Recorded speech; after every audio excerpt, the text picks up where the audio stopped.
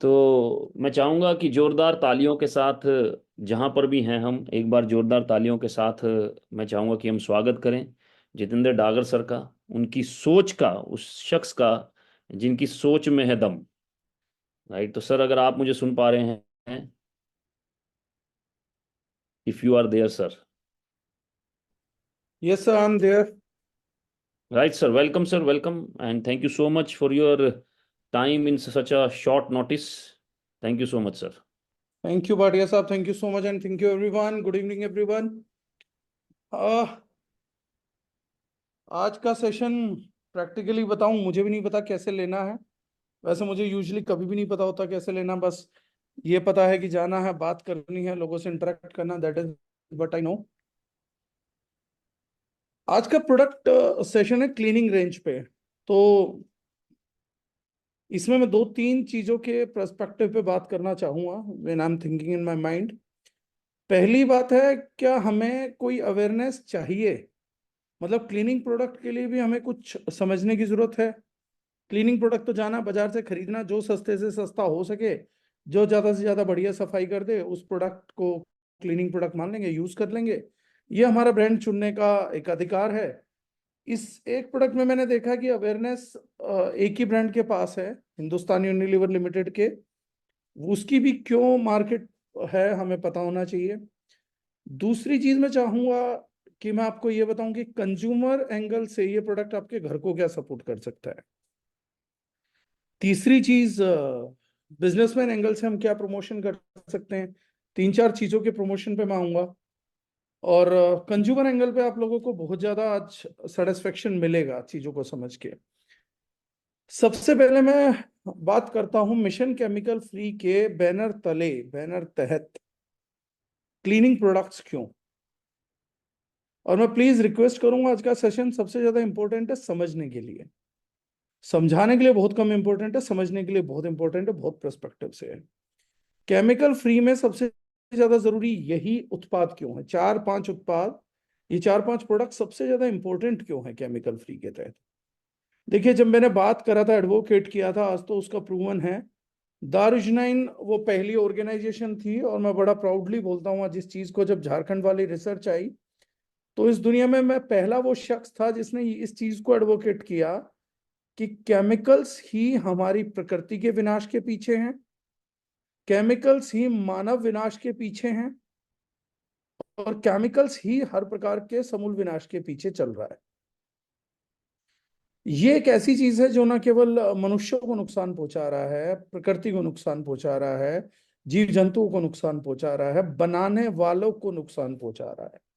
जो बनाने वालों को ओनर है, शायद उसको ना पहुंचाता, वो फैक्ट्री में नहीं बैठता। लेकिन आप एक छोटी सी बात देखिएगा, केमिकल्स के बारे में जब मैं बात करता हूँ, जो लोग बोलते हैं ना सेफ है, कुछ नहीं होगा, हमें क्या होगा, तो एक चीज ध्यान रखिए, जहां पर भी केमिकल्स की मैन्युफैक्चरिंग होती है, उनके ओनर्स या समझदार लोग वहां नहीं जाते। जितने भी समझदार लोग वहां पर एंटर करते हैं वो मोस्टली पीपी किट में होते हैं, कंप्लीटली कवर्ड होते हैं, यहां तक कि मुंह नाक भी कवर करके जाते हैं। और जब वो बना के प्रोडक्ट फॉर्मुलेट कर देते हैं तो वो कंज्यूमर्स पे चले जाते हैं। अब खेती के केमिकल्स के बारे में सब अवेयर हो गए, क्योंकि फूड से कंसर्न था ना। एक आदमी की चेतना के कुछ क्षेत्र होते हैं, कुछ मैं बोलूंगा दायरे होते हैं, कुछ पहलू होते हैं, ऐसा कुछ भी बोल सकते, स्टेजेस होती हैं।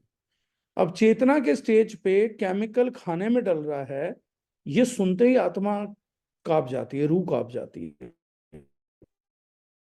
पेस्टिसाइड जहर है, डाल रहा है। जेन गॉर्डन मैडम ने जब स्टेटमेंट दिया, ऐतिहासिक स्टेटमेंट दिया, जिसने मेरे दिमाग को भी बहुत चेंज किया, कि कोई भी व्यक्ति खेती में जहरीले उत्पाद डाल के ये कैसे सोच सकता है कि ये फसल जो है वो किसी के लिए भी फायदेमंद होगी। जेन गॉर्डन मैडम का जब ये स्टेटमेंट आया तो वो विस्मयकारी स्टेटमेंट था, कि वाकई में यार इंसान कितनी मूर्ख प्रजाति है, खेती में जहर डाल के ये सोचता है कि ये कुछ लाभदायक चीज है।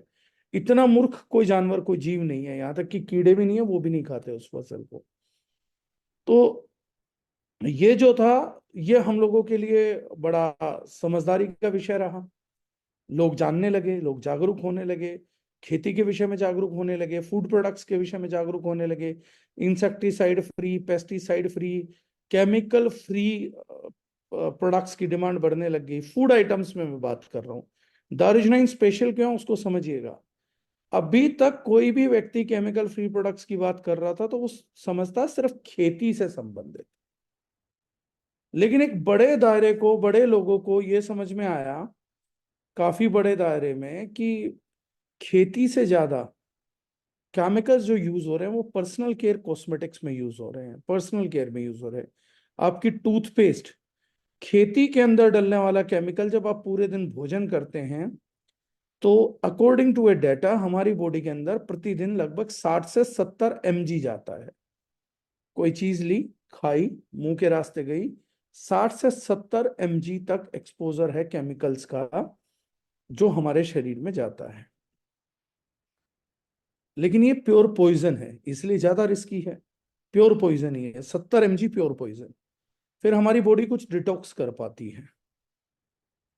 अब सेकेंड स्टेज पे पर्सनल केयर कॉस्मेटिक्स जब हम लगाते हैं, टूथपेस्ट यूज किया, साबुन नहाने का यूज किया, या हम लोगों ने कुछ और चीज इस्तेमाल करी, शैम्पू यूज किया, फेस वॉश यूज किया, कोई क्रीम इस्तेमाल करी, हम कभी उसके बैक साइड इंग्रेडिएंट्स पढ़ते ही नहीं थे वो बना किस चीज से है, और 26 सेकंड के अंदर हमारी स्किन से एब्जॉर्ब होके वही केमिकल पदार्थ हमारी रक्त वाहिनियों में, हमारी जो नलिकाएं होती है, रक्त नलिकाएं, या हम बोले ह्यूमन ब्लड वेन्स, उनके अंदर एंटर कर जाता है। खून के थ्रू ये सारे ऑर्गन्स में जाता है। मेनली जिन जगहों को इफेक्ट करता है वो है एंडोक्रीन ग्लैंड्स, जैसे महिलाओं में ब्रेस्ट, यूट्रस, ओवरीज, इनको इफेक्ट करता है। पुरुषों में जो है वो अलग ऑर्गन्स को इफेक्ट करता है, प्रोस्टेट को बहुत अटैक करता है। इस प्रकार से अलग अलग केमिकल्स एंटर करते हैं। अब मान लीजिए 50-50 mg रोज भी खाया तो जो जहर लेने का हमारा इंटेक है वाया फूड आइटम्स, वो 30 × 50 mg, लगभग 1.5 ग्राम हम महीने में खाते हैं। लेकिन नहाने के साबुन में जितने केमिकल्स यूज होते हैं अदर देन नेचुरल एक्टिव्स या नेचुरल चीज, एक साबुन की टिकिया में मान लें कि 100 ग्राम में 55 ग्राम केमिकल था, तो उसका लगभग 60 ग्राम यानी कि 32 से 33 ग्राम महीने में हमारे खून में चला जाता है, जिस केमिकल के प्रति हमारी कोई अवेयरनेस नहीं है। भाटिया साहब ने एक विषय उठाया, अच्छा मेरे बोलने से पहले बोलना चालू किया, सेफ्टी साइड के लिए। उन्होंने अच्छा बात बोली कि सिंथेटिक केमिकल्स नहीं है, क्योंकि एक समझदार आदमी बेवकूफों के सवालों से बचना चाहता है, और भाटिया साहब समझदार व्यक्ति हैं। अब बहुत से लोग बोलते हैं केमिकल मत बोलो, हार्मफुल केमिकल बोलो। आप मैन मेड केमिकल भी होते हैं, सिंथेटिक केमिकल भी होते हैं। उनसे मुझे एक सवाल है, और ये आप कभी भी रख लीजिएगा। आज जो समझदार हमें हार्मफुल केमिकल समझा रहे हैं उन लोगों का स्वागत है, जो लोग मुझे सिंथेटिक केमिकल समझा रहे हैं उनका भी स्वागत है। लेकिन अगर आप इतने इंटेलिजेंट बन गए थे और जब ये पब्लिक मर रही थी और आपको इतना ज्ञान था, तो आप सो कहाँ रहे थे, उसका जवाब मुझे चाहिए। अगर आपको हार्मफुल यूजफुल पता था, आप हार्मफुल शब्द जानते थे, जिसके लिए आज आप इतना बहस उन लोगों के साथ कर रहे हैं जो दुनिया में कुछ अच्छा करने की कोशिश कर रहे हैं, तो आप तब कहाँ थे जब इस मुद्दे की जरूरत इस विश्व को थी। और अगर आपको पता है कि केमिकल्स हार्मफुल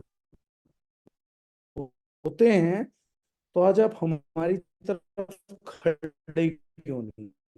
आप हमें ठीक कुछ मिलते हैं, लेकिन से समझदार लोगों को एक बात बता देते, इस हिम विश्व में हुआ था, वहां के लोगों ने सबसे पहले ध्यान दिया था, उसके बाद अडॉप्ट किया था यूएस ने। यूके और यूएस में पहली बार कई नामकरण हुए, synthetic chemicals, harmful chemicals,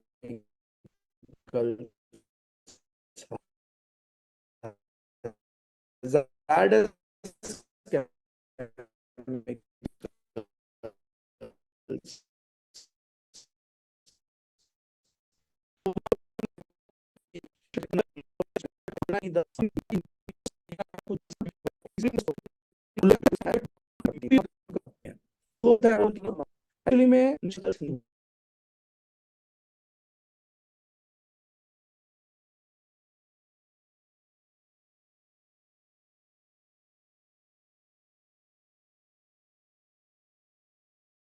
extraction, non enzyme based extraction, solvents, PPB, PPM, सारी बात करेंगे भाटिया साहब एक दिन बैठ के इन लोगों से तसल्ली से। जब प्रोफेसर हैं ही तो थोड़ी सी प्रोफेसर गिरी दिखाने का मौका मिलना चाहिए।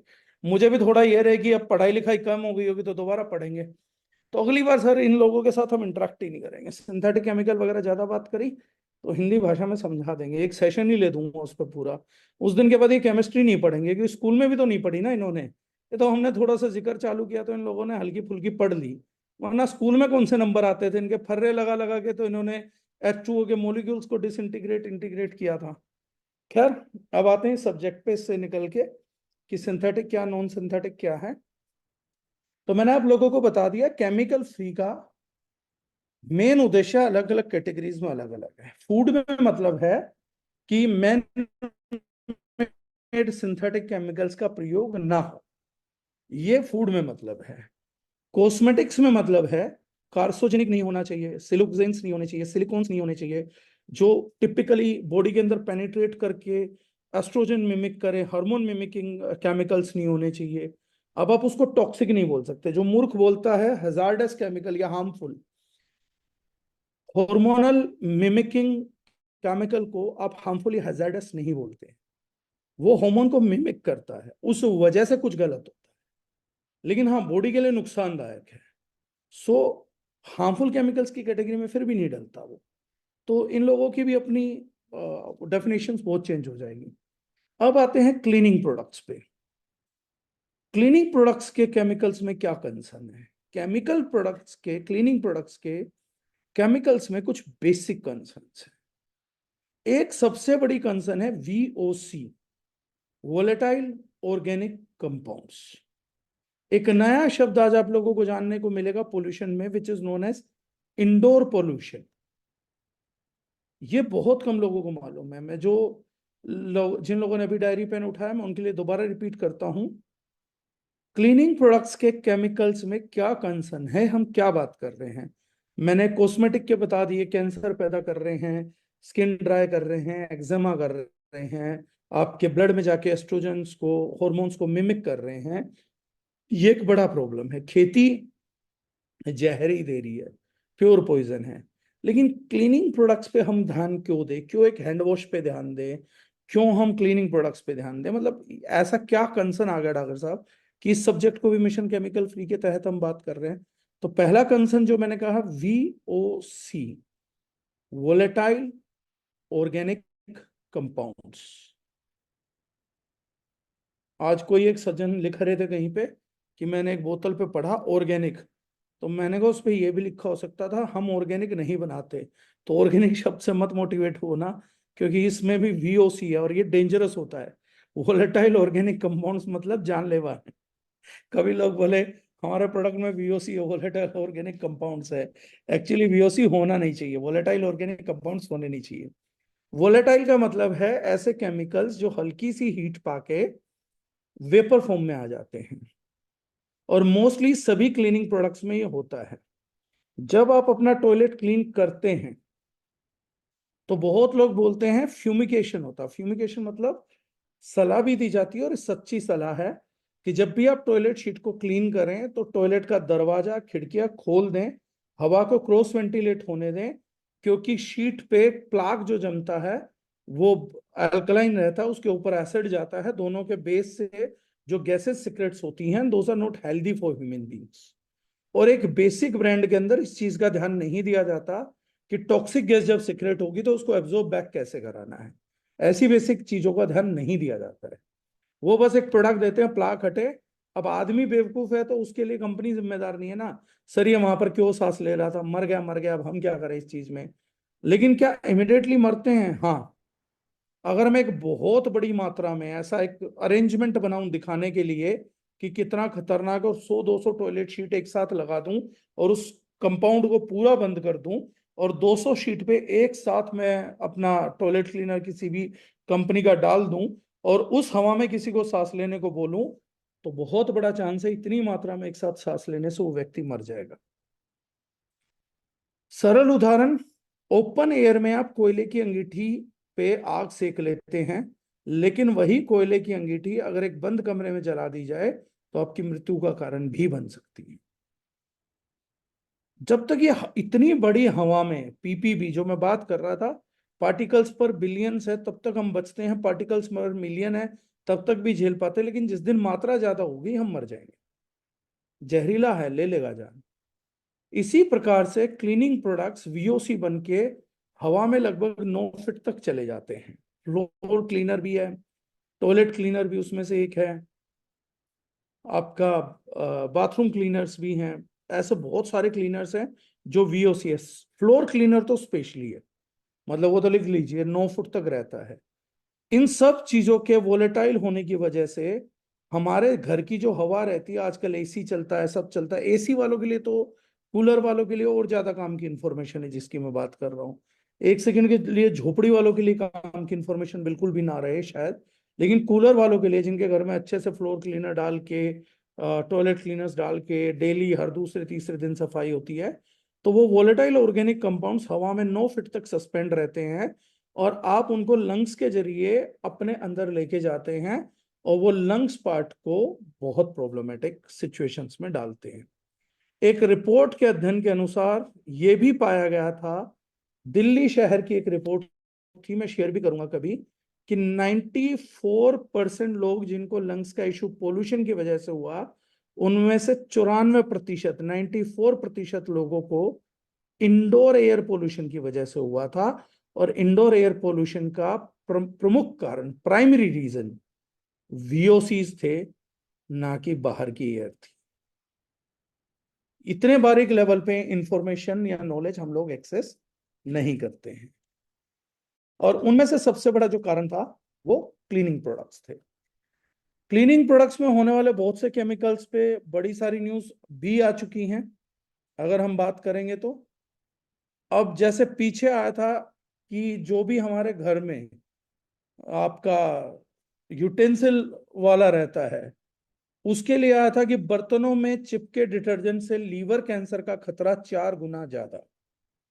ये बाकायदा न्यूज़पेपर का रिपोर्ट था। मैं इसके बाद पोस्टर बैनर रेडी है, मैं आप लोगों के साथ शेयर करूंगा। किसी ने न्यूज़ पढ़ी होगी, किसी ने नहीं पढ़ी होगी, लेकिन इस न्यूज़ को पढ़िए, इस न्यूज़ को अपने फैमिली ग्रुप्स में डालिए, ऑफिस ग्रुप्स में डालिए और चर्चा करिए। हम नहीं बोल रहे ना, एक अध्ययन बोल रहा है, गवर्नमेंट बोल रही है। एक आया था सेहत के लिए कैसा है डिटर्जेंट, कैसे जाता है शरीर में, 400 केमिकल से बनता है डिटर्जेंट, क्या हो सकता है उपाय। ये सारी चीजें हैं, ये खतरे हैं जो हम लोगों को इंडिविजुअल यूज से हैं। और हम लोग क्या समझते हैं, बच्चा भी यूज कर रहा है, उसी में खा रहा है। एक इंसान इतना संवेदनहीन कैसे हो जाता है कि उसके घर की कोई औरत है, वो यूज कर रही है क्लीनिंग प्रोडक्ट्स तो कुछ भी ले आओ। मतलब देखना नहीं है, अगर आपकी वाइफ यूज कर रही है, आपकी बेटी यूज कर रही है, बहन यूज कर रही है, या आप स्वयं भी यूज कर रहे हैं, तो कभी आप ये नहीं देखते कि वो किस चीज में हाथ डुबो के रखेगी, किस चीज से क्लीन करेगी।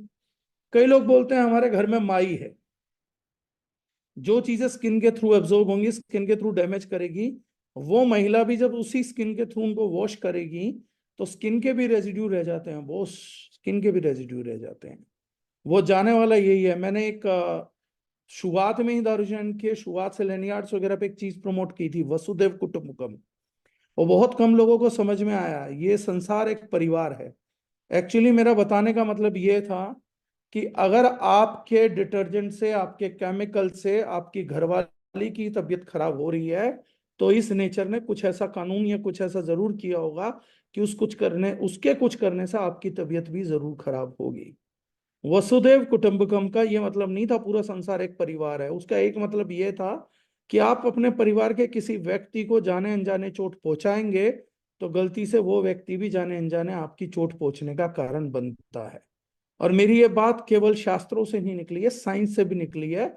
इसको बोला जाता है, जो पढ़ाकू है पढ़िएगा, द बटरफ्लाई इफेक्ट, जिसमें यह बताया गया है कि संसार का बड़े से बड़ा चक्रवात किसी तितली के पंख फड़फड़ाने से आता है।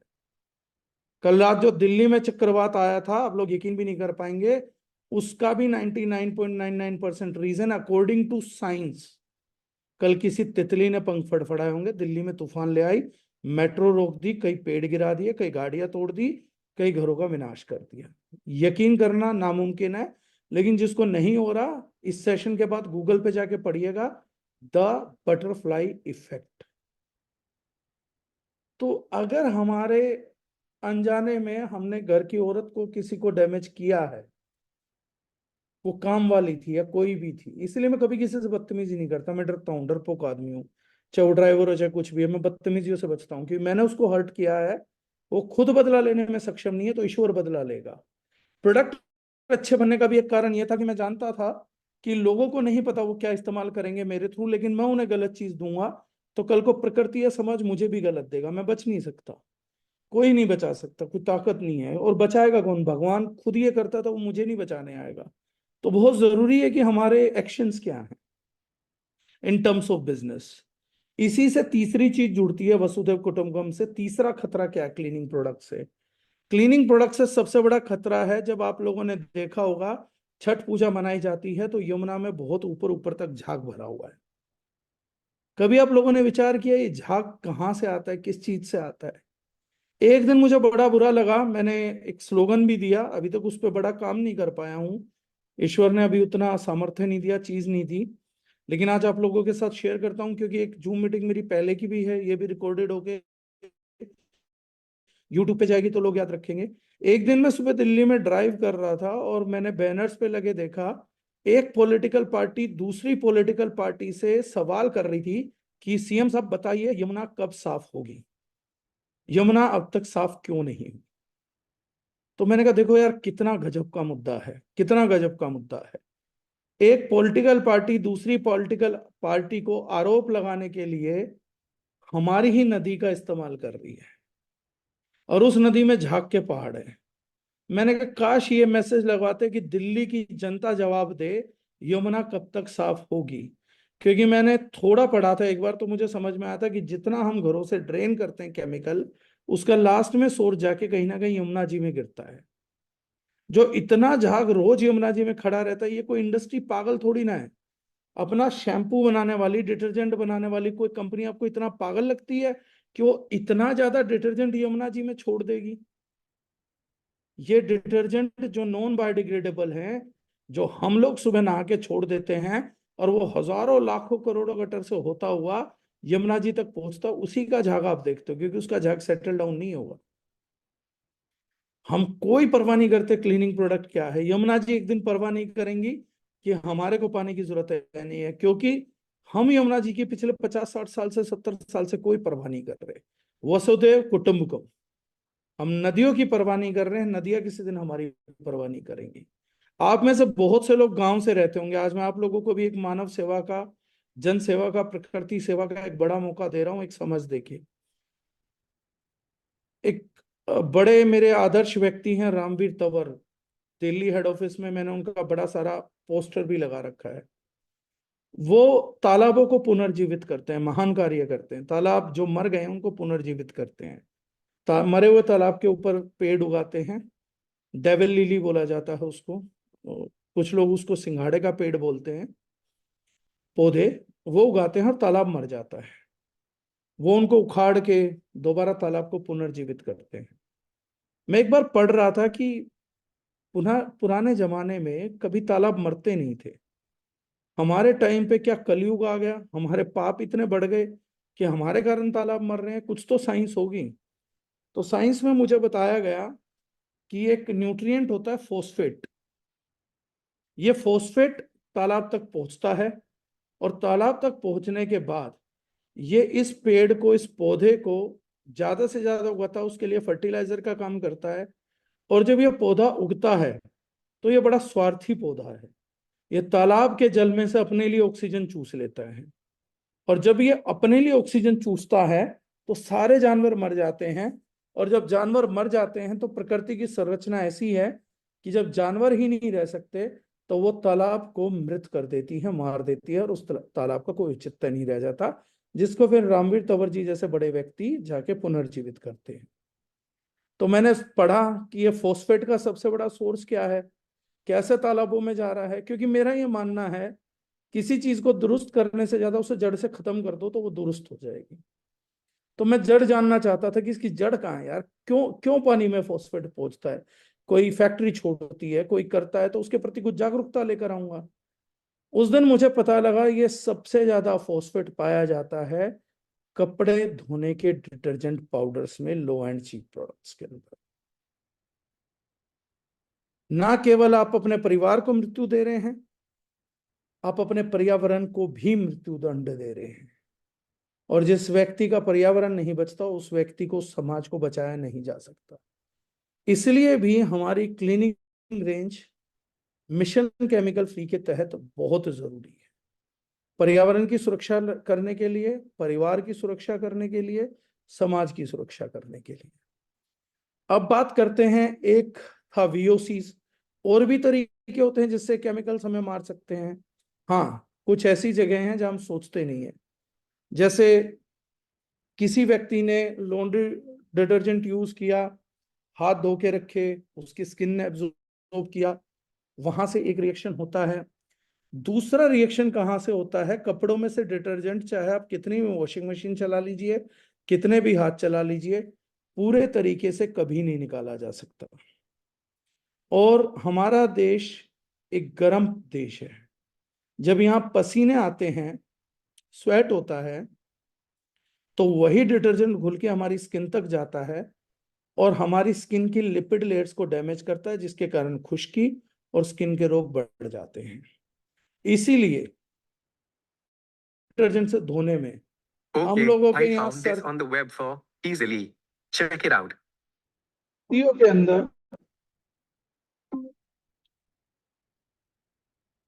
सर्दियों के अंदर बहुत ज्यादा इशू नहीं होता, लेकिन गर्मियों में जैसे ही स्वेट आता है तो स्किन की डिजीज बढ़ने लगती है।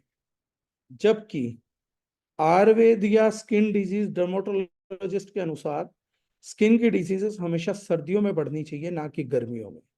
लेकिन गर्मियों में एक और प्रोसेस होता है कि लोगों के कपड़ों में फंसा हुआ डिटर्जेंट उनके स्वेट के साथ भीगने के कारण मिक्स होकर स्किन के थ्रू ज्यादा एब्जॉर्प्शन पकड़ता है और उसकी आउटर लेयर को ज्यादा रूखी कर देता है। इस कारण से जरूरत पड़ती रहती है, लेकिन हमारा ध्यान ही नहीं जाता पूरी गर्मी में। अब लोग बोलते हैं सर स्वेट से खारिश होती है। स्वेट से कभी खारिश नहीं होती है। स्वेट एक सोल्टियर कॉम्पोजिशन होता है जो खारिश नहीं करेगा। खारिश कब होती है? जब उसमें डिटर्जेंट्स मिक्स होते हैं, सब खारिश करते रहते हैं। सर्दियों में होनी चाहिए खारिश, क्योंकि रूखे हो जाते हैं, वहां पर भी डिटर्जेंट्स का रोल आता है। अब ये क्या सबसे इंपॉर्टेंट कैटेगरी है केमिकल फ्री में? तो जवाब है जी हाँ, ये सबसे इंपॉर्टेंट कैटेगरी है। क्योंकि एक घर में 2.5-3 किलो नहाने का साबुन नहीं लग सकता, 2.5-3 किलो शैम्पू नहीं लग सकता, कंडीशनर नहीं लग सकता, क्रीम नहीं लग सकती, लेकिन एक घर में 2.5-3 किलो डिटर्जेंट लग जाता है। उसके साथ आधा 1 लीटर केमिकल बर्तन धोने में लग जाता है, और उसका भी रेजिड्यू बर्तनों पे बच जाता है। पहले बिल्कुल ही बेवकूफी कर रखी थी तो व्हाइट लेयर्स दिखती थी। अब केमिकल बनाने वाली कंपनियां भी समझदार है, उन्होंने व्हाइट लेयर का जुगाड़ करना चालू कर दिया। लेकिन क्योंकि पूर्णतः पानी साफ नहीं हो सकता बर्तनों पे, इसलिए पूर्णतः डिटर्जेंट भी साफ नहीं हो सकता बर्तनों से। इसलिए उसका 100% प्लांट बेस्ड होना बहुत जरूरी है।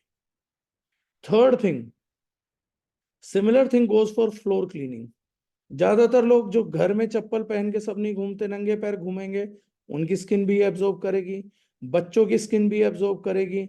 और अगर आपको क्लीनिंग प्रोडक्ट डिटेल में समझना है, तो घर पे एक पालतू जानवर ले आइए, उस जानवर को बैठने का शौक होता है फर्श पे, आप डालिए केमिकल वाले प्रोडक्ट्स, और पेट सेफ प्रोडक्ट्स की डिमांड आ जाती है बाजार से, क्योंकि उनकी पूरी स्किन पे रैशेज हो जाते हैं। ये भी जाके आप फैक्ट चेक करिएगा। हम लोग खतरों के प्रति बहुत सजग नहीं है। इन 3-4 चीजों की वजह से ये पहला कारण है कि हमारे को क्यों सेफ क्लीनिंग प्रोडक्ट्स की जरूरत है, और सेफ वो नहीं जो हमारे लिए हैं, जो पर्यावरण के लिए भी हैं। तो ये हमारी पहल अपने लिए, पर्यावरण के लिए और सबके लिए है। इसमें सबसे बड़ा चैलेंज ये था, हम लोगों के लिए था, कि हमसे पहले 1-2 ब्रांड में ऐसे क्लीनिंग प्रोडक्ट्स थे, लेकिन वो बहुत ही कॉस्टली थे। अब दूसरा भी एक कारण है जिस वजह से हमें करना पड़ा, हम ये प्रोडक्ट इंजीनियर कैसे कर रहे हैं वो आपको समझना बहुत जरूरी है। इन प्रोडक्ट्स में कोई पैसा नहीं खर्च करना चाहता, ये सबसे बड़ी दुविधा है, सबसे बड़ी। हम महंगा नहीं कर रहे हैं, लेकिन दुविधा क्या है, पैसे खर्चना नहीं चाहता कोई। इसलिए ज्यादातर कंपनीज क्लीनिंग प्रोडक्ट्स बनाते हुए क्या करती हैं, वो बहुत ज्यादा फिलर्स का इस्तेमाल करती हैं ताकि पैकेजिंग बड़ी दिखे। यानी प्रोडक्ट की एफिकेसी बढ़ाई जा सकती है।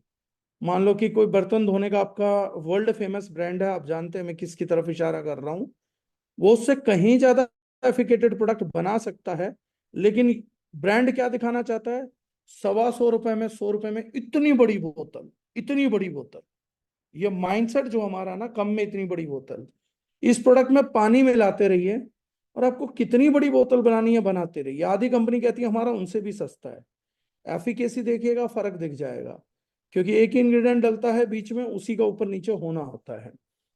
तो इसलिए भी हमने पर्यावरण को बहुत नुकसान करा कि बड़ी प्लास्टिक की बोतलें बनाए। तो जहां 10 बोतलों पे एक बोतल बिकनी थी, वहां 10 बोतलें बेचनी चालू करी। तो हम वो वाली बोतल खरीद के प्लास्टिक कंट्रीब्यूशन भी बढ़ा रहे हैं। बड़े छोटे छोटे फैक्टर्स हैं कि हमने जबरदस्ती पानी खरीद रहे हैं क्लीनिंग प्रोडक्ट्स में, और 10 गुना ज्यादा प्लास्टिक प्रदूषण में चीजें गवा रहे हैं। उसके बाद उस पानी की लॉजिस्टिक्स कॉस्ट, मतलब सिर्फ बड़ी बोतलें कंज्यूमर को दिखाने के लिए इतनी बड़ी बोतलों को ट्रांसपोर्टेशन करते हैं, इतने ट्रक चलते हैं, वो मेरी और आपकी हवा ही बर्बाद कर रहे हैं। तब हमने दारूशनाइन के प्रोडक्ट को किस तरीके से इंजीनियर किया, एक, लोगों को कॉस्ट स्विच करने में आसानी रहे, ये हमारी पहली प्राथमिकता थी। दूसरी चीज, सबसे बड़ी बात, केमिकल फ्री तो कर दिया। दूसरी बात, हम लोगों को यह देखना था कि पर्यावरण में ये चीजें रहनी नहीं चाहिए। तो जब आप देखेंगे तो हमारा प्रोडक्ट आएगा बायोडिग्रेडेबल, इको फ्रेंडली। ये प्रोडक्ट इको फ्रेंडली होना बहुत जरूरी है, क्योंकि अगर ये इको फ्रेंडली नहीं होगा तो पूरे पर्यावरण को बर्बाद कर सकता है। आप उतार के बाहर फेंक देते हो सारे पानी को। तो पर्यावरण बचाना था तो इसका इको फ्रेंडली होना बहुत जरूरी था। तीसरी चीज जो हमने करी, हमने इनको कंसंट्रेट किया। मैं एक एग्जाम्पल बता देता हूं, सिर्फ एक एग्जाम्पल बता देता हूं। जो क्लीनिंग सब्सटेंसेस होते हैं उन्हें केमिस्ट्री की भाषा में सर्फेक्टेंट्स बोला जाता है, टेक्निकल भाषा में सर्फेक्टेंट्स। क्लीनिंग पोटेंसी किसी भी ब्रांड की, आज आप लोगों को थोड़ी कंज्यूमर अवेयरनेस दे रहा हूं जो आपके लेवल पे कभी होती नहीं है, आज बता रहा हूं। किसी भी क्लीनिंग प्रोडक्ट को जब हम चेक करते हैं कि ये कितना एफिकेटेड है, तो हम चेक करते हैं कि भैया ये इसकी बोतल के अंदर सर्फेक्टेंट कितना परसेंट है। अब आदमी बोलता है क्या कोई स्टैंडर्ड होता, कोई स्टैंडर्ड नहीं, गवर्नमेंट की कोई गाइडलाइन नहीं है। मैं आपको 5% सर्फेक्टेंट का भी प्रोडक्ट दे सकता हूं, और मैं आपको 42-45% तक का सर्फेक्टेंट का प्रोडक्ट भी दे सकता हूं। उससे ज्यादा नहीं आएगा, क्योंकि बाकी को तो डाइल्यूट करना पड़ेगा, बाकी सर्फेक्टेंसी नहीं आ सकती। हाईएस्ट 45% तक जा सकता है। इस प्रोडक्ट में सारा कॉस्ट सर्फेक्टेंट का ही होता है, क्लीनिंग एजेंट का ही होता है। अब वो 42-45% है, बाकी में क्या भरा जाएगा बोतल में, बाकी में पानी भर के थिकनर डाल दिया जाएगा, गाढ़ा कर दो। और मैं आज आप लोगों के कमाल की बात बताता हूं, जो प्रोडक्ट जितना गाढ़ा किया जाता है वो थिकनर से ही किया जाता है, सर्फेक्टेंट कोई गाढ़े नहीं होते। लेकिन हमारे यहाँ दिमाग क्या, गाढ़ी चीज है, गाढ़ी गाढ़ी मतलब और तगड़ी और बढ़िया। सर्फेक्टेंट उसको गाढ़ा नहीं करता, सस्ता थिकनर डाल के गाढ़ा किया जा सकता है, बहुत आसानी से किया जा सकता है इस प्रोडक्ट को गाढ़ा। तो हम लोग अगर 6% इंग्रेडिएंट डाल दें 42% की बजाय, तो प्रोडक्ट की कॉस्ट सीधा 7 गुना कम हो जाएगी। 7 गुना कम प्रोडक्ट कॉस्टिंग पे बाकी पानी डाल के थोड़ा सा थिकनर डाल दो, काम हो गया। जितने ब्रांड एक दूसरे से सस्ता कंपेयर करते हैं, उसे खेल के ही सस्ता और महंगा है। अब 16% किसी ने डाला है, किसी ने 14% डाला है, किसी ने 13% डाला है, तो उसने अपना 20% पैसा बचा लिया। और आपको कोई बहुत मोटा अंतर नजर नहीं आता, क्योंकि वो हल्का हल्का ही डिफेक्ट करेगा, 10-20%। तो आदमी बाजार से एक बार खरीद लाता है कि यार वो 115 की थी, ये 100 की मिल गई। एक्चुअली उसने 20% सस्ता किया था, लेकिन आपने 15% 10% में खरीद लिया, यानी एक्चुअली में 100 रुपए वाला प्रोडक्ट आपको महंगा पड़ा है। 115 में आपको 16% सर्फेक्टेंट मिल रहा था, और आपको 100 रुपए में 13% मिला है, तो आपको कटौती 20% सर्फेक्टेंट की हुई, लेकिन अगले ने प्रॉफिट आपको 10% पास किया, यानी 10% उसने आपसे लूट करी। लेकिन एक आम व्यक्ति क्या समझता है, नहीं ब्रांड वैल्यू नहीं है भाई साहब, मैं सस्ता खरीद लाया। ये एक बहुत ही रीजनेबल अप्रोच है बेवकूफ बनाने की। हम लोगों ने क्या करा, हम लोगों ने कहा कि हम इसको एक जेन्युइन प्राइस पे प्रोडक्ट को प्रमोट करेंगे, लेकिन जितना हाईएस्ट सर्फेक्टेंसी लेवल हम अचीव कर सकते हैं, उतना सर्फेक्टेंसी लेवल हम लोगों को अचीव करना चाहिए। 42%, 43%, 45%, ये क्यों जरूरी है? इससे कॉस्ट तो बढ़ेगी कन्वेंशनल प्रोडक्ट के मुकाबले, वो हम कहीं ना कहीं कंट्रोल करेंगे, लेकिन सबसे बड़ी जरूरत ये है कि व्यक्ति के घर पे 16% की 3 बोतलें जाएं, उससे बढ़िया है 42-45% की 1 बोतल जाए। तो 3 बोतलों का प्लास्टिक पोल्यूशन रुकेगा, 3 बोतलों की लॉजिस्टिक्स कॉस्टिंग रुकेगी, और उस व्यक्ति को भी इसके इस्तेमाल का फायदा होगा कि वो 120 की 3 बोतलें खरीद रहा था 360 में, उसकी बजाय वो 180 या 200 रुपए में उतना ही मटेरियल खरीद लेगा। इसको बोलते हैं हम कंसंट्रेटेड क्लीनिंग। 16% वाला डायरेक्ट टू यूज है, कंसंट्रेटेड क्लीनिंग में वाटर डाल के यूज किया जा सकता है।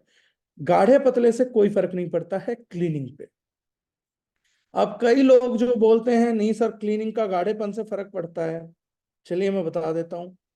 आप लोग कोई भी डिटर्जेंट पाउडर लीजिए जो अच्छे से अच्छा है, उसको पानी की बाल्टी में डालिए, ज्यादा मात्रा में भी डाल लीजिए, अगर पानी कभी गाढ़ा हो जाए तो मुझे वापसी आके बताइएगा।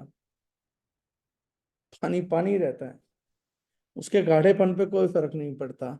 अगर क्लीनिंग प्रोडक्ट के डालने से कोई चीज गाढ़ी होती, पानी गाढ़ा होता, तो बॉस वो मैल कैसे निकालेगा कपड़ों से? सोचने की बात है। चलिए ये एक टॉपिक था। अब ये प्रोडक्ट रेंज आपके लिए क्या करती है? सबसे पहला काम करती है, मान लीजिए मैंने यूटेंसिल क्लीनर पकड़ा हुआ है 500 ml, तो ये बाजार का जो सबसे फेमस ब्रांड है उसमें सर्फेक्टेंट है 16%, हमारे प्रोडक्ट में सर्फेक्टेंट है 44%। यानी अगर आप एफिकेसी चेक करना चाहेंगे तो मार्केट के टॉप ब्रांड से, जो बाजार का टॉप ब्रांड है, उससे लगभग ये प्रोडक्ट 3 गुना इफेक्टिव है मिनिमम साइड। अगर आप उसकी 1 ड्रॉप लेते हैं तो उसकी 3 ड्रॉप लेते हैं, तो इसकी 1 ड्रॉप वो काम कर देगी जो उसकी 3 ड्रॉप काम कर रही थी। जो बाजार में सेकंड बेस्ट ब्रांड है उनमें सर्फेक्टेंट होता है 7 से 8%। वो सस्ता करने के लिए ठीक आधा कर देते हैं, रेट 20% कम करेंगे लेकिन माल 50% काट देते हैं। उन ब्रांड्स के मुकाबले ये प्रोडक्ट 5 गुना ज्यादा इफेक्टिव है, 5x स्ट्रोंगर है किसी भी कन्वेंशनल ट्रेडिशनल ब्रांड से। मार्केट का जो लीडर है वो 16% पे है। बाकी डायरेक्ट सेलिंग के जितने भी ब्रांड है, मैं खुल के बोल देता हूं, 2-3 कंपनीज को छोड़ के जो डायरेक्ट बेचते हैं, जो विम बार की कॉपी करते हैं उस पैकेजिंग की, उन सारे ब्रांड्स का सर्फेक्टेंसी लेवल 8% से ऊपर नहीं है, खुल के ही बोल दे रहा हूं।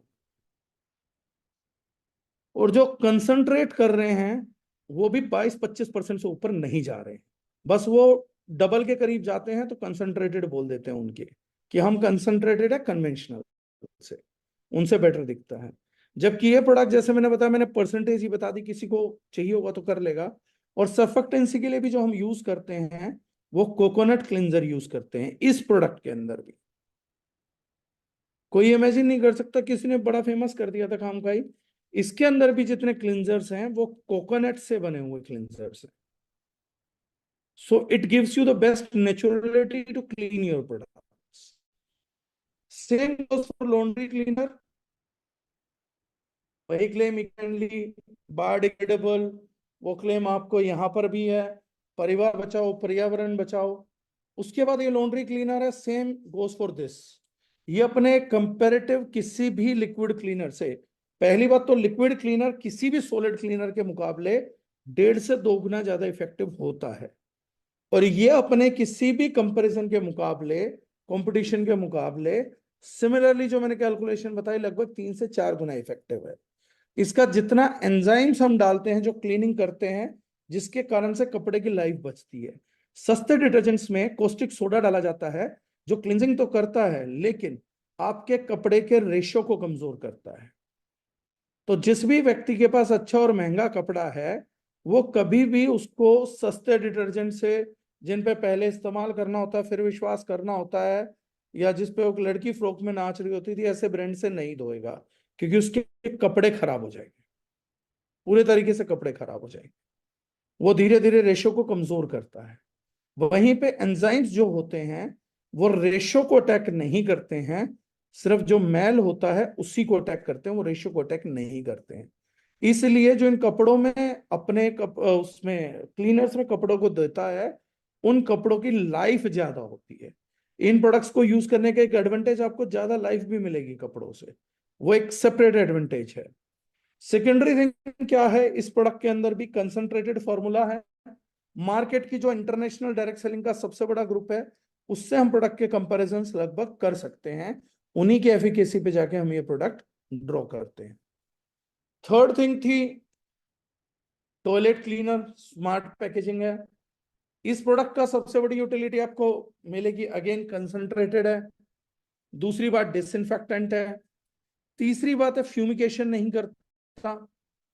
चौथी जो सबसे बड़ी बात आपको मिलेगी, इसमें हमने एक स्पेशली डस्ट रिपेलर डाला फ्लोर क्लीनर की तरह। तो जब आप इससे टॉयलेट क्लीनिंग करेंगे तो उस क्लीनिंग के बाद एक लंबा टाइम लेगा प्लाक बनने में comparatively to other brands. Fourth है हमारा फ्लोर क्लीनर। इसमें शायद इंग्रेडिएंट्स डिस्क्लोज किया हुआ हमने नहीं किया हुआ, पर मैं कर देता हूं, करा हुआ पाइन ऑयल कंसंट्रेट। इसमें हमने पाइन ऑयल कंसंट्रेट यूज किया है, केवल डायरेक्ट।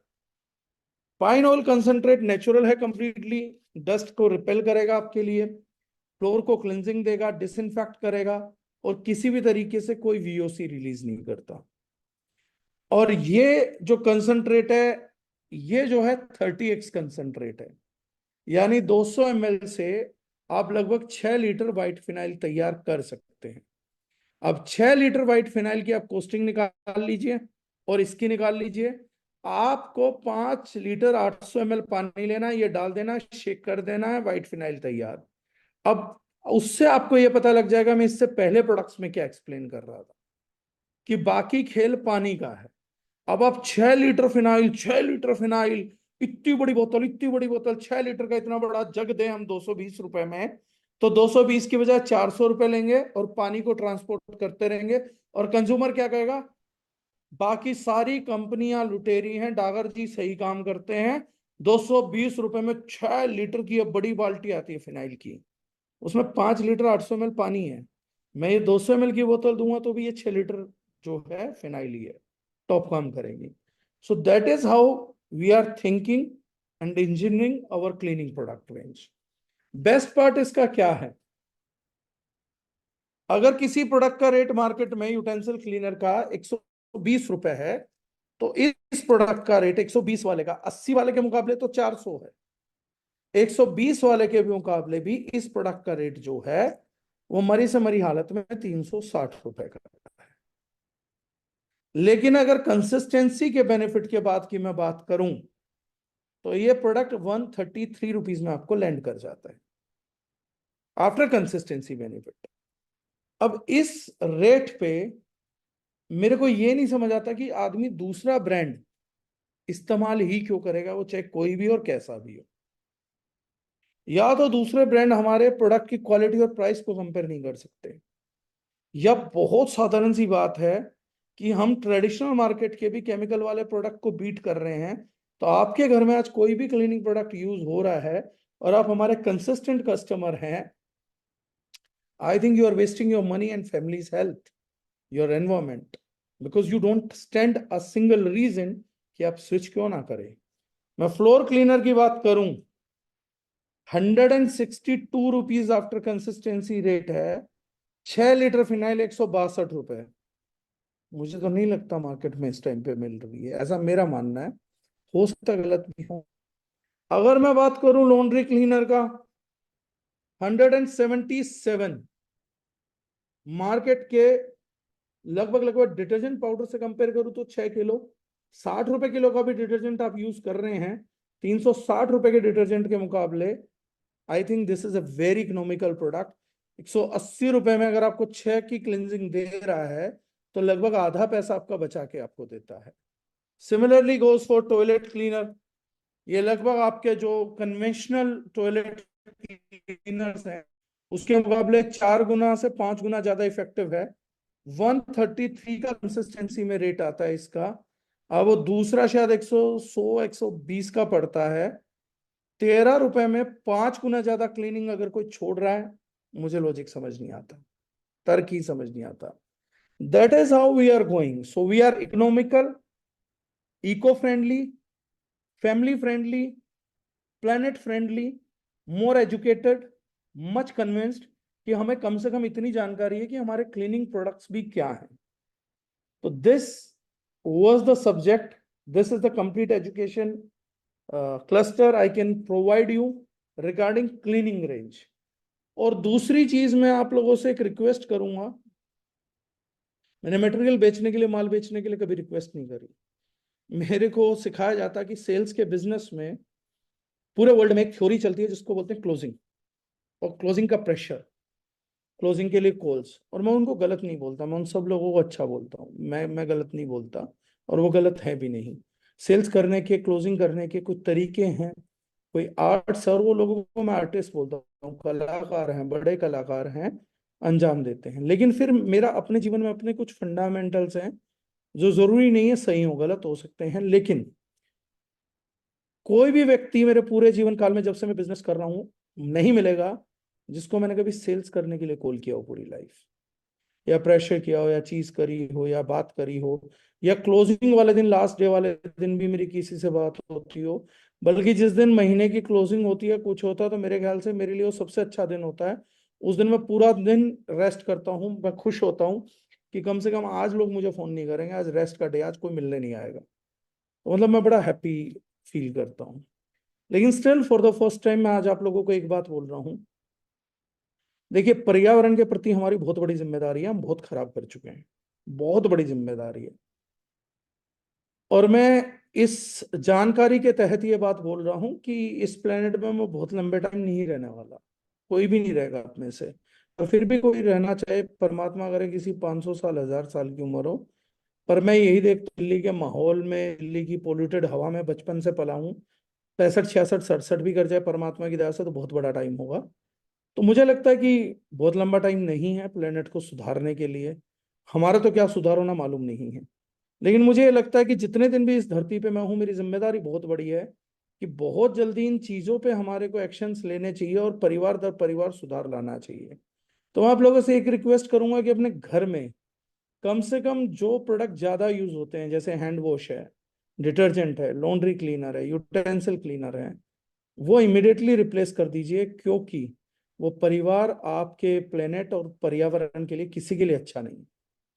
और जब रेट आपको इकोनॉमिकल मिल गया, स्विच करने के ऑप्शंस आपको मिल गए, तो कोई सेकंड थॉट होना नहीं चाहिए। और दूसरा, मैं ये नहीं जानता कि आप लोग कैसे बिजनेस करेंगे, कैसे नहीं, क्या कमाएंगे क्या नहीं। लेकिन मैं एक चीज मानता हूं, अगर कोई व्यक्ति कुछ भी नहीं कर रहा है तो एटलीस्ट इस महीने में प्लीज इस मुहिम को एक सहयोग दीजिए कि हर व्यक्ति कम से कम क्लीनिंग प्रोडक्ट्स को लेकर अपने गली मोहल्ले में, भाड़ में क्या बिजनेस होगा होगा, नहीं होगा नहीं होगा, अगर आप उनको बिजनेस नहीं कराना चाहते, एटलीस्ट इस अवेयरनेस को लेके मेरे सेशन को सुन के हम यूट्यूब पे डाल देंगे, लिंक आपको भेज देंगे, मैं पोस्टर भी भेज दूंगा जहां पर न्यूज आई हैं। एटलीस्ट एक कमिटमेंट खुद से, इंसानियत के नाते, इस प्लेनेट के नाते करिए कि यार ये चीज अगर इस ग्रह के लिए अच्छी और सही दाम पे हो रही है, तो एटलीस्ट मैं 10-10, 20-20 लोगों को जागरूक करता हूँ और अपनी जीवन में एक मिशन बनाता हूँ कि कम से कम मैं 100 लोगों को तो ये प्रोडक्ट पहुंचाऊं। यार दोस्त रिश्तेदारों को फोन करके तो कन्विंस करूं, बात तो करूं। और कोई रीजन नहीं है ना उनके पास।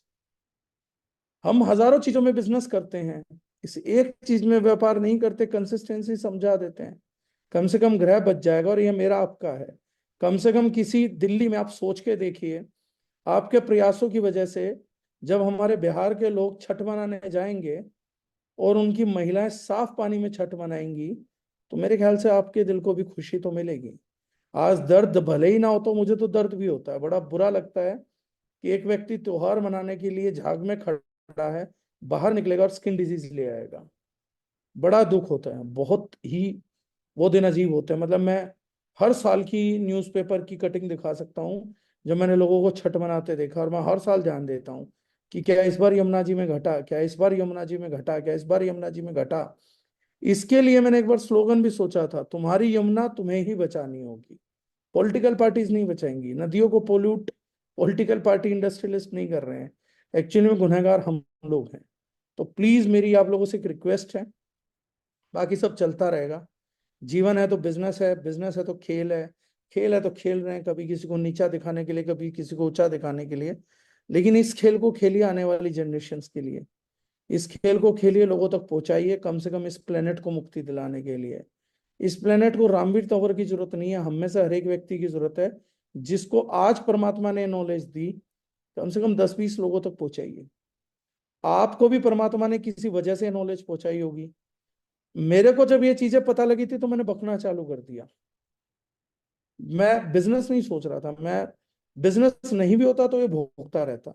मैंने भोगना चालू कर दिया था कि परमात्मा ने किसी वजह से मेरे तक पहुंचाया तो मुझे आगे तक लेके जाना है। ये सोच के मैंने इस चीज को जिया है, इस चीज को किया है, और शायद वही ईमानदारी में प्रोडक्ट्स में दे पाता हूँ, इसीलिए लोग मानते हैं, और इसीलिए शायद दुनिया का भला हो पा रहा है, मेरे मेरे माध्यम से हो पा रहा है, कर ऊपर वाला रहा है। तो बस यही रिक्वेस्ट आप लोगों से है, अपना डिसीजन स्विच करिए, आज घरों में जाके देखिए कि आपके घर में क्या रखा हुआ है।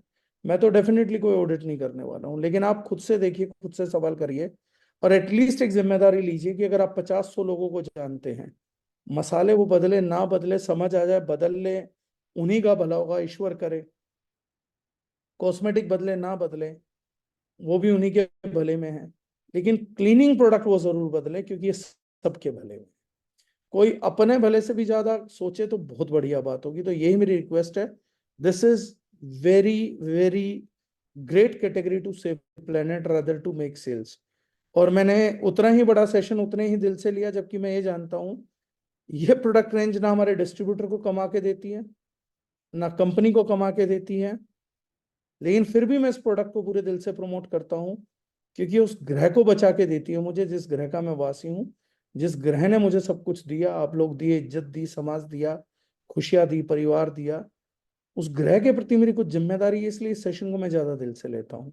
क्लीनिंग प्रोडक्ट्स पे मेरे से लोग सेशन कम करवाते हैं, उसका रीजन यही है कि डिस्ट्रीब्यूशन बहुत कम है, कमा के नहीं देता, कमा के कंपनी को भी नहीं देता, कमाए किसी को नहीं देगा। लेकिन ये प्रोडक्ट कमाने से ज्यादा दुआएं कमा के देता, हर चीज पैसा नहीं कमाती। लेकिन अगर इस प्रोडक्ट के थ्रू ब्लेसिंग्स मिली, आशीर्वाद मिला, परमात्मा खुश हुआ, तो वो बिकने लग जाए जो दुनिया का बिकता हो। क्योंकि मेरी टीम में एक लड़का हरीश, तो मैंने उसको बोला था if you are doing something, तो मैंने कहा था बेचता ऊपर वाला है, तुम्हें तो बस उसकी करे गए काम करना था, तुम नहीं बेचते, तुम्हें तो पता ही नहीं। अगर किसी को ये वहम है कि मैं बेच रहा हूँ, या मुझे वहम है कि मैं बेच रहा हूँ, तो मैं आज बता देता हूँ, जिसको वहम है वो बेच रहा है, वो आज से 1 साल बाद अपनी सेल्स बता दे कितनी है। सिर्फ ईश्वर जानता आपकी सेल्स कितनी है, क्योंकि बेचता वो है। जो रेवेन्यू आपके खाते में आएगा सिर्फ ईश्वर देगा, वो जानता है कितना है। तो प्लीज इसको एक ईश्वरीय कार्य मानिए, परमात्मा का कार्य मानिए, प्लेनेट का कार्य मानिए, और इसको करिए। वक्त हम भी सुधार करेंगे। हमने इसलिए इसको पहली प्रोडक्ट रेंज बनाया, जैसे ही हमारे को होलसेल में प्रोडक्ट मिला, तो इस प्रोडक्ट के हमने 40% तक प्राइस कम करे। मेरे लिए बहुत आसान था, ये उस रेट पे माल बिक रहा था जिस रेट पे था, तो 40% में प्रॉफिट भी बुक कर सकता था। लेकिन वो 40% रेट डाउन करने का रीजन शायद आज आप लोगों को जूम पे समझ में आएगा कि क्यों हमने प्रॉफिट लेते ही प्रॉफिट पास कर दिया, क्यों 40% प्रॉफिट हमने प्राइसेस गिराए, ताकि ये प्रोडक्ट जन जन तक पहुंच सके, कन कन तक पहुंच सके, क्योंकि जनता को जरूरत है। सो अगर किसी के कोई क्वेश्चन है, प्लीज यू मे आस्क। बाकी भाटिया साहब, over to you. Thank you so much sir.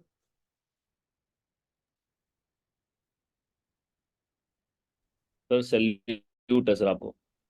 Thank you sir. आंखें ही नहीं, दिल और दिमाग सब खुल गया है। हाँ, होना चाहिए सर, प्लेनेट के प्रति जिम्मेदारी है। अगली पीढ़ी आप लोगों की इस ग्रह पे आ चुकी है, वो बड़ी हो रही है, इस हालत में तो ग्रह नहीं सौंप पाएंगे सर। हम वो माँ बाप हैं जिनके घर का लेंटर टूटने को है और बच्चों को विरासत दे के जा रहे हैं, और बच्चों को दुआएं देके जा रहे हैं कि ये टूटे हुए लेंटर के घर के नीचे अपना परिवार बसाना, परिवार बढ़ाना। मुझे समझ नहीं आता, जिस घर की छत गिरने वाली है उसके बुजुर्ग अपने बच्चों को आशीर्वाद कैसे देते हैं, दूधो नहाओ पूतो फलो। इस लेंटर के नीचे नहीं पूत फल सकता, दूध से नहीं नहा सकते, ये टूटेगा। हमारे ऑफिस की बगल में एक्चुअली अनफॉर्चुनेट इंसिडेंट हुआ था, तब मेरा ये मनोभाव जागा था। दो बिल्डिंग छोड़ के तीसरी बिल्डिंग में बेचारा चाय वाला जो है वो चाय बेचता था यहाँ पर, और टूटा सा मकान था, रहने के लिए किसी से ले लिया, छज्जे गिरने वाले थे, उसने भी बड़ी समाज सेवा मान के दे दिया। पर ध्यान नहीं दिया कि इस मकान के छज्जे गिर रहे हैं, और उस गरीब ने भी ध्यान नहीं दिया कि ऐसी छत नहीं चाहिए होती। उसको सर एक छोटा सा बच्चा था, वो महिला दूध पिला रही थी और वो लेंटर गिर गया, और वो डेड बॉडीज मैंने खड़े होके सामने जाते देख ली सर। उस दिन मैं बैठ के सोच रहा था कि क्या उस आदमी ने कोई एहसान किया, उसे पता था मेरा मकान पुराना हो चुका है, इसके नीचे किसी को जगह नहीं मिलनी चाहिए थी, और उस गरीब को ये जगह नहीं मांगनी चाहिए थी। अपराध दोनों का सम्मिलित था, लेकिन एक 2-3 महीने के बच्चे ने सर उसकी कीमत चुकाई पूरी की पूरी। मतलब इमिडिएटली वो लेंटर गिरा और वो हो गए। तो ये प्लेनेट भी कुछ ऐसा बन चुका है सर। हम लोग तो जिंदगी जी चुके हैं। मैं तो ये बोल रहा हूँ, अगर ईश्वर ना करे कल भी मौत आ जाए तो मेरा क्या ही गया। एक लंबी भली जिंदगी देखी, खेले कूदे, लोगों से मिले। लेकिन नए बच्चे जो आ रहे हैं सर, उनको ऐसा ग्रह तो नहीं देना चाहिए जिसके लेंटर टूटे हों। मेरा तो खैर कोई बच्चा भी नहीं आ रहा है, और परमात्मा ने चाहा तो इस जन्म में तो आएगा भी नहीं, कोई ब्लड लाइन में चाहता भी नहीं हूँ। क्योंकि ऐसे लेंटर के घर में कहाँ बच्चे लेके आऊं। कईयों ने मुझसे पूछा आप शादी नहीं करते। भैया, टूटे लेंटर के घर में मेरे पास दूसरी विरासत नहीं है ना। दूसरा ग्रह हो तो बच्चे कर लूं। घर तो मेरा ही है, मुझे पता है किस हालत में, जर्जर हालत में, बाकियों को तो मालूम नहीं है। कोई पेरिस समझौता कर रहा है, कोई ग्लोबल वार्मिंग समझौते कर रहे हैं। हम सोच रहे हैं 2050 तक कुछ होगा, तो हम तो कम से कम नहीं होंगे। हमारे बच्चे तो होंगे ही, उनके बच्चे तो होंगे ही। हम नहीं मरेंगे, हमारे पोते जल के मरेंगे। हम नहीं मरेंगे ग्लोबल वार्मिंग की बाढ़ में, मेरा पोता मरेगा। तो मैंने एक दिन घर पे कहा था, मैंने कहा मुझे इस माहौल में ना ब्लड लाइन लाते हुए डर लगता है। आप लोग ये पूछ रहे हैं मेरे से कि तू बच्चे नहीं करेगा तो वंश कैसे चलेगा। मैं तो कह रहा हूँ जिन्होंने कर लिए उनके भी वंश कहाँ ही चलने वाले हैं। जो हालत ग्रह की है, ये तो किसी का वंश नहीं चलने देगी। तो इसलिए मुझे लगता है मेरी नैतिक जिम्मेदारी, जहां से जो कर सकता हूँ बचाऊं। बाकी तो दुनिया के समस्त बुद्धिजीवी अपने अपने लेवल पे सब जगह भिड़े पड़े हैं, और उम्मीद करता हूं मेरे छोटे से प्रयास के साथ उन लोगों के बड़े प्रयास सफल हो बॉस। आप सबका वंश सिर्फ तब चल सकता है जब ये ग्रह चलता रहेगा। अगर ये ग्रह नहीं है ना, मैंने अभी पीछे लिखवाया था, there is no planet B. There is no planet B sir. हमें इसी को सुधारना पड़ेगा, इसी को कुछ करना पड़ेगा, और उसके लिए हम जैसे छोटे छोटे आदमियों को बड़े एक्शन लेने पड़ेंगे। हम 1/130 करोड़ हैं सर, और हमने अपनी 1/130 करोड़ जिम्मेदारी संभाल ली और जगा दी सर, तो 130 करोड़ लोगों का बच जाएगा जीवन। तो बड़ी ये सिंपल सी संवेदना है।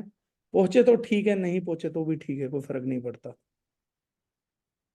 कम से कम मैं जब मरूंगा एक सुकून में मरूंगा कि मैं कोई ऐसा वंश नहीं छोड़ के जा रहा हूं जो मेरे बाद मरेगा, जल्दी मरेगा, तकलीफों में मरेगा। मैं इस चीज का सुकून मानता हूँ। मैं कई बार इस चीज से परेशान था कि मेरे जैसा कॉन्शियस और जिम्मेदार आदमी शायद सुकून से नहीं मर पाएगा अगर उसे ये पता होगा कि उसके बेटे को यहाँ जल के मरना है या बाढ़ में आके मरना है। तो मेरे को लगा कि वो पेन शायद मैं ले नहीं सकता, तो मैंने कहा ऐसे ही रहते हैं जीवन भर। इस पेन को लेने से अच्छा है कि मैं कुछ काम करूं, दुनिया के वंश बच जाए, वो भी बहुत बढ़िया है। और वो हलचल मूवी का डायलॉग है, मैं कौन से डायनासोर की आखिरी पीढ़ी हूँ कि मेरा वंश नहीं चला तो कोई डायनासोर नहीं देखेगा। मनुष्य को वंश बचा रहना चाहिए, बस ये वंश बचा रहना चाहिए। जो बच्चे इस ग्रह पे आ चुके हैं उनकी कोई गलती नहीं है, उनको अच्छा प्लेनेट मिलना चाहिए। और वो बेचारे भी स्कूलों में पढ़ेंगे, उनका टाइम नहीं आया, वक्त हमारे जैसों का ये मेहनत करने का। Right sir. So thank you so much sir. Any questions? कुछ खास क्वेश्चंस नहीं आ रहे हैं आज। राइट सर, कुछ खास क्वेश्चन नहीं आ रहा, तो आज मैंने इन्हें बहुत पका लिया, छोड़ देते हैं। नहीं सर, जबरदस्त चल रहा आज का, बहुत ही। अंकुश जी लिख रहे हैं इंस्पिरेशनल, कोई डाउट ही नहीं है। Thank you sir ji. Right sir. तो hopefully, thank you so much sir, thank you so much for your time. Thank you बढ़िया साहब, thank you everyone, thank you so much. So everyone, आज के session के बारे में तो मुझे तो कुछ बोलना नहीं है। हाँ, ये जरूर बोलना है कि जैसा कि हम सब जानते हैं, अगर आप मेरी ही तरह अ, इस केमिकल फ्री मिशन का पार्ट हैं, तो हम सब जानते हैं कि हमें प्रोडक्ट को कम कॉस्ट में अफोर्डेबल अपने लिए कैसे करना है। उसका एक ही तरीका है, कंसिस्टेंसी। ऑल्दो ऑलरेडी हमारा प्राइस मार्केट के प्राइस से कम है, बट कंसिस्टेंसी आज और कल, tomorrow is the last date of consistency, right. So आज और कल मिनिमम 1500 DP का प्राइस का कंसिस्टेंसी डाल के आप अपने प्रोडक्ट मंगाकर और अफोर्डेबल कर सकते हैं अपने लिए। और दूसरी बात जो सर ने बोली, मैं तो वो करने वाला हूँ, राइट। 20 लोगों से बात करने वाला हूँ क्लिनिक प्रोडक्ट्स के बारे में, इन्हीं क्लीनिंग प्रोडक्ट्स के बारे में 20 लोगों से बात करने वाला हूँ, राइट। और जल्दी ही करने वाला हूँ। यहाँ तो करूँगा ही वेस्ट बंगाल में तो, पर लेकिन जब कभी घर पहुँचूंगा, जब भी घर पहुँचूंगा तो वहाँ जाकर भी करूँगा, राइट। सो क्लीनिंग प्रोडक्ट्स की बात ज़रूर करनी है हम लोगों को। और कुछ शब्द अगर आपको याद ना हो तो मैंने लिखा है VOC, volatile organic compounds, right, जो कि फ्यूमिकेशन क्रिएट करते हैं, राइट। और उसके बाद एक सबसे इंपॉर्टेंट बात, सरफेक्टेंट कितने परसेंट है, तो ऑलरेडी 42% हमारे पास सरफेक्टेंट है, राइट। और जो सरफेक्टेंसी के लिए जो हमने एजेंट इस्तेमाल किया है, that is coconut base, coconut base. तो वैसे तो मेरे पास बहुत कुछ लिखा हुआ है, जब भी मैं ट्रेनिंग अटेंड करता हूँ काफ़ी कुछ लिख लेता हूँ, राइट। लेकिन मेन मेन चीज़ें जो अभी इम्पोर्टेंट हैं वो ये हैं, राइट। और टॉयलेट क्लीनर हमारा डस्ट रिपेलर है, नो फ्यूमिकेशन, कोई फ्यूमिकेशन नहीं करता, राइट। और शानदार ट्रेनिंग रहा आज का, शानदार ट्रेनिंग। और आप सभी के लिए मैं इसको यूट्यूब पर भी डालने वाला हूँ, आपको एक लिंक भी दे दूंगा, आपके काम आएगा, राइट। और thank you so much, all the very best. और जितने भी लोग अ, हमारी टीम का हिस्सा हैं, बेसिकली वैसे तो हम एक ही टीम का हिस्सा हैं, केमिकल फ्री, तो कल सुबह जो हम 7 बजे का ट्रेनिंग कर रहे हैं उसमें ज़रूर आएंगे, right sir. Thank you so much everyone, and have a wonderful wonderful day. मैं चाहूंगा अंकुश जी मेरे साथ है, अगर अंकुश जी कुछ बोलना चाहें please, Ankush ji, before we close the show, because you are co host, अगर आप मुझे सुन पा रहे हैं तो, इफ यू आर बिल्कुल एबल। उमर सर, मैं अभी फील्ड एक्टिविटी के अंदर ही था, लेकिन फिर भी मैंने गाड़ी साइड में खड़ी करके पूरी मीटिंग अटेंड करी है। और it was such a amazing session sir. और मैं सिर्फ इतना ही बोलूंगा डागर सर के लिए और इस मिशन के लिए, मैं हमेशा बोलता हूँ, जहाँ कहीं भी लिखता हूँ, दार्जुब नाइन दिल से, and blessed with the best. मतलब लाइक 9 साल के कैरियर में सर, जो फीलिंग, जो मजा आज दार्जुब नाइन के साथ, डागर सर के साथ काम करके आ रहा है, मैं हमेशा बोलता हूँ कि आज दार्जुब नाइन का प्रोडक्ट बेहतरीन है, ये हर कोई जानता है। लेकिन दार्जुब नाइन का जो सबसे बड़ा प्रोडक्ट है और सबसे यूनिक प्रोडक्ट है, जो हमसे कोई कॉपी नहीं कर सकता, वो है जितेंद्र डागर सर। और मतलब मैं हमेशा कहता हूँ इस चीज को, कई सारे लोग बोलते भी हैं कि लाइक अंकुश जी का डागर सर से एक अलग अटैचमेंट है, लेकिन अलग अटैचमेंट होने का रीजन है सर, क्योंकि 9 साल के कैरियर में मैंने कभी अपनी लाइफ में ऐसा इंसान नहीं देखा जो इस तरह की थॉट प्रोसेस और इस तरह की सोच रखता हो, एनवायरमेंट को लेके, अपनी टीम को लेके, लोगों को लेके। और सर ने जो क्लोजिंग वाली बात बोली, मुझे तो सर अप्रोक्सीमेटली 2.5 ईयर्स कंप्लीट होने वाला आज दार्जुम नाइन में। वाकई में मैंने मतलब लाइक कभी सर के मुंह से वो चीज नहीं सुनी कि कितना आपका क्या हो रहा है, किस तरीके से हो रहा है। मतलब उनकी बातें हमेशा अपना अपने आप में इतनी इंस्पिरेशनल होती है कि इंसान ज्यादा से ज्यादा बिजनेस करने के लिए और अपना बेस्ट देने के लिए हमेशा उनको उनसे बात करके मोटिवेट हो जाता है। तो डेफिनेटली सर, आज एक बहुत अच्छी ऑर्गेनाइजेशन का, बहुत अच्छी कंपनी का हम हिस्सा है, और डेफिनेटली मिलकर इतिहास क्रिएट करेंगे, हिस्ट्री रचेंगे sir. Thank you so much sir. Thank you so much, Ankush ji, for your wonderful words. And all the best, everyone. Let's go for Thailand. And last date of consistency tomorrow. Right? All the best. Jai Hind.